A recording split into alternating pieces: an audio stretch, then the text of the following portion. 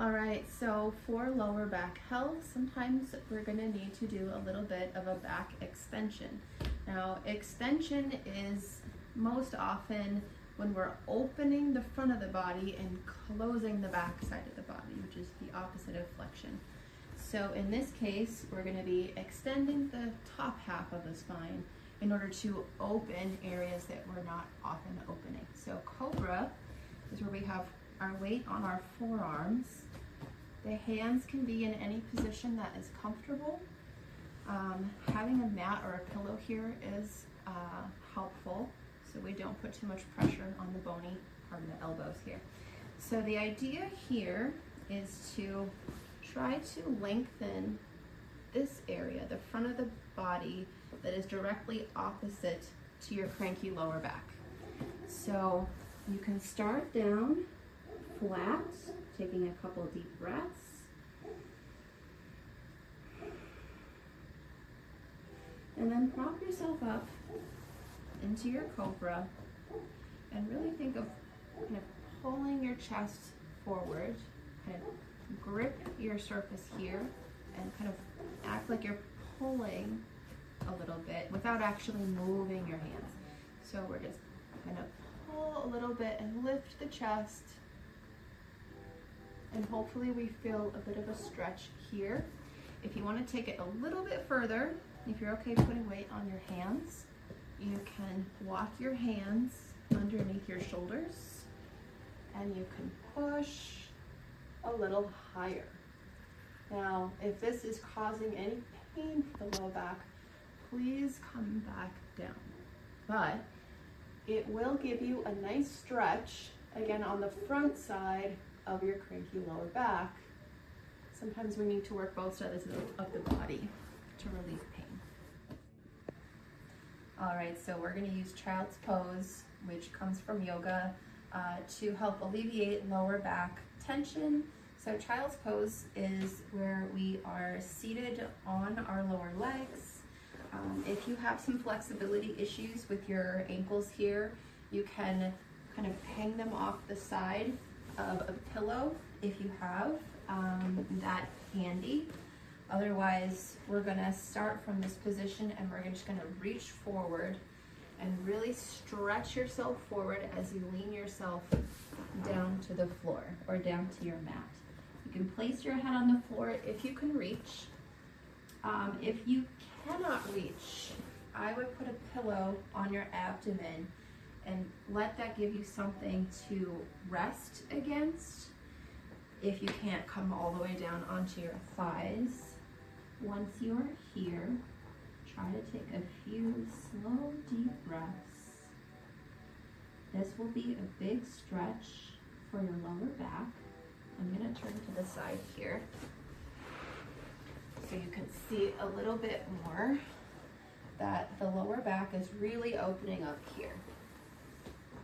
So we're getting space to the sciatic nerve as it's at its highest point in the back. A few deep breaths. If you want to, you can place your arms in a different position if this is not comfortable for you. So you can also be right here. The angle of the knees can just be however you're comfortable. If you want to have them a bit wider, go ahead. You may end up being a little flatter to the floor if your knees are wider than if they are closer together. We're gonna move on to cat-cow. So I'm a little side oriented because this one has a little more movement. But the cat-cow is really great. We're gonna start on all fours here. If you're having trouble putting weight on your wrists for any reason, you can come down onto your forearms and still make this exercise work for you. Spread your fingers out all the way so that we spread the pressure out on your hands so it's not all in one spot.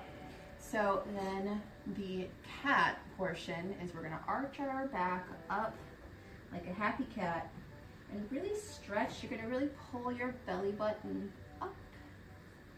Let your head drop down and push the floor away from you. And while you're here, make sure to take a deep breath. And let it all out. We're stretching the back fascia and the back muscles here. So that is a flexion motion. Now we're going to move into extension of the spine. So we're opening the front of the body, closing the back of the body. So this is cow. We let the belly button drop and we look up as far as we comfortably can. If this is giving you a bit of a neck ache, just drop your face a little bit. Look down in front of you. All right, so again, we're going to do cat.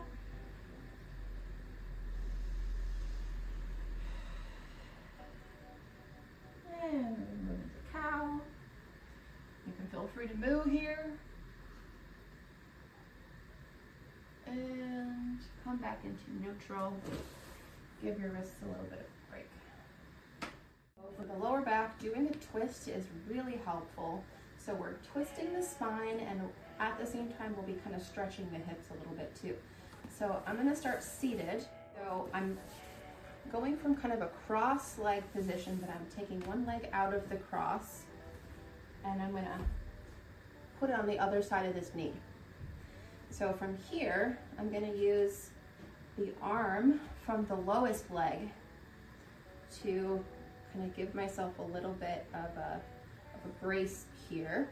That's going to push me to look away from my stretched hip here. So I want to stretch as tall as possible first. So we're really lengthening the spine and not kind of crunching into one area here. And then reach and look behind as far as you comfortably can. Stretching always takes time. So don't try to crank yourself like a door hinge. Go nice and easy, a little bit at a time. Don't forget that you should also move your head so that we're twisting the whole spine. You might feel this in your glute a little bit. That's a little added bonus. And then come on back. Gently unwind your leg and do the other side. Congratulations on taking time for yourself today. If you enjoyed this video, please like it, leave me a comment, and share with friends and family. And don't forget to subscribe for more content.